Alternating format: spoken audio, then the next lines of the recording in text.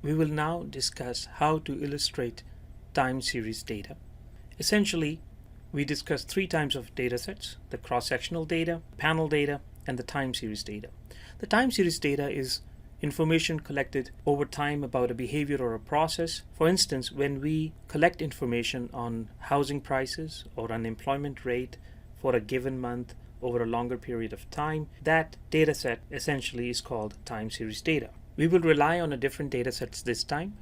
We are essentially looking at housing construction data or new housing starts from a period covering January 1963 to May 2014. We will demonstrate how to visualize this data using line charts. In this graphic, you would see that housing starts averaging around 1.5 million. Even though it says 1500, it's actually 1500 times 1000. So they average around 1.5 million, then they declined, and then they went up. Housing starts are often considered as leading indicators because they decline before recession and they usually recover before economic recovery. And you could see that the last economic recession in the US happened around 2007, and you see the housing starts declining from a higher value of 2.4 million units to declining to roughly 600 million units.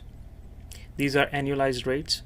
At the same time, if you were to look at housing prices, you could see that the average prices has continued to increase all the way until it hit the recession in 2007-8. There was some decline, and housing prices have since been increasing.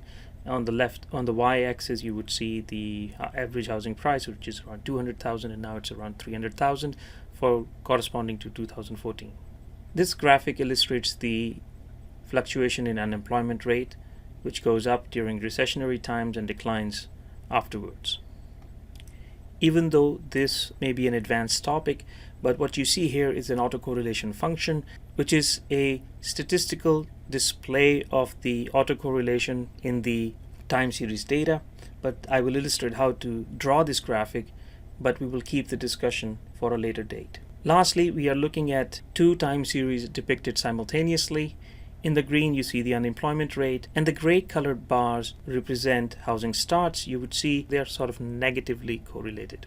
To illustrate these graphics, we click on Graphs, Chart Builder, click on Reset, and then select Line. And within Line, we click on the first palette or template, drop it, click Date, and drop it at the x-axis, and housing starts on the y-axis. Click OK, and the housing starts data is illustrated. You can do the same with housing prices. All you have to do is to replace starts with housing prices, and the chart will be redrawn for housing prices.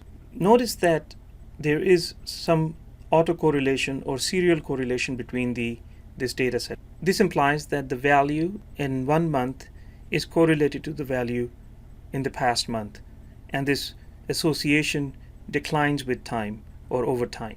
To check for autocorrelation, we plot autocorrelation function, click on Analyze,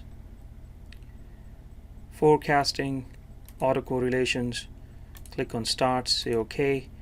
There will be a tabular output as well as the graphical output.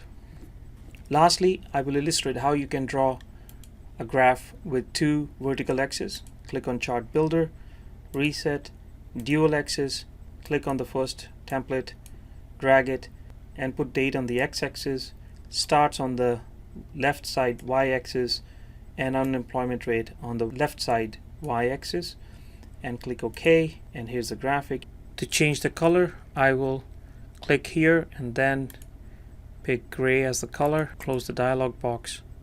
On the left side are the housing starts values depicted as these vertical bars, and on the right side is the unemployment rate depicted as the green line chart.